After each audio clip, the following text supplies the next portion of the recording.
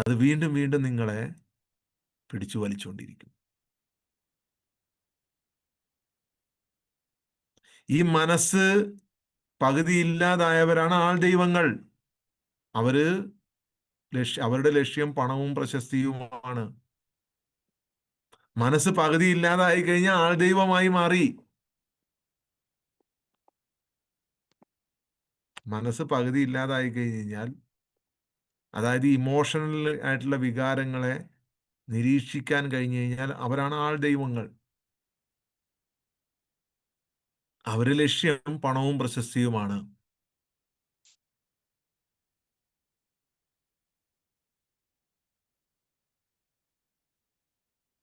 മനസ്സ് പകുതി ഇല്ലാതാക്കിയ ഒരാൾക്ക് വേണമെങ്കിൽ ഒരാൾ ദൈവം കളിക്കാം.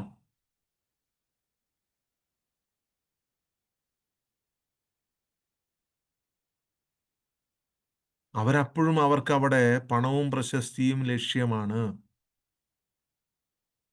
ഞാൻ ദൈവമാണെന്ന് 10 പേര് അറിയണം.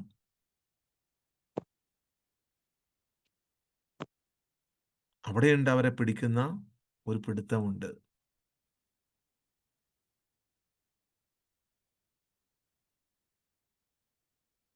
ഒന്നും നിങ്ങളെ സ്വാധീനിക്കില്ല. ഒന്നും നിങ്ങളെ സ്വാധീനിക്കാൻ പാടില്ല. ദേവീദേവന്മാരായി മാറുന്നത് ആ ഘട്ടത്തിലാണ്. ഈ മനസ്സിന്റെ ഇമോഷണൽ ആയിട്ടുള്ള വികാരങ്ങളെ നിങ്ങൾ പൂർണ്ണമായ നിരീക്ഷണത്തിൽ നിങ്ങൾ പ്രാക്ടീസ് ചെയ്ത് ചെയ്ത് ചെയ്ത് ചെയ്ത് ചെയ്ത് ചെയ്ത് ചെയ്ത് നിങ്ങൾ ഒരു ഒരു ദുഃഖമുക്തി എന്ന് പറയുന്ന ഒരു ലെവലിലേക്ക് വരുമ്പോൾ ആണ് ആൾ ദൈവമായി മാറുന്നത്.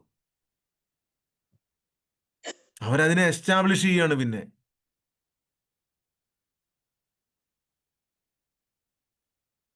പക്ഷെ അവർക്ക് ആഗ്രഹങ്ങളുണ്ട്, ലക്ഷ്യങ്ങളുണ്ട്, പല തലങ്ങളുണ്ട്. നമുക്കത് സൂക്ഷിച്ച് അവരെ നിരീക്ഷിച്ച് കഴിഞ്ഞാൽ മനസ്സിലാവും. ഈ അവബോധം എന്ന് പറയുന്നത് പൂർണ്ണമായും ശുദ്ധമാണ്. അപ്പോൾ ഇടയ്ക്കിടയ്ക്ക് നിങ്ങൾക്ക് അസ്വസ്ഥത ഉണ്ടെന്നുണ്ടെങ്കിൽ എവിടെയോ പാളിച്ച പറ്റി. അവിടെയാണ് ശരീരം നിൽക്കുന്ന തലം നിങ്ങളെ പുറകോട്ട് വലിക്കുന്നത്. ശരീരം നിൽക്കുന്ന തലം, നിങ്ങൾ മാനസികപരമായിട്ടൊക്കെ നിങ്ങൾ വലിയ നിരീക്ഷകനൊക്കെ ആയി ഇപ്പൊ മാറി എന്നല്ല പറഞ്ഞത്. നിങ്ങൾ മാറിയാൽ,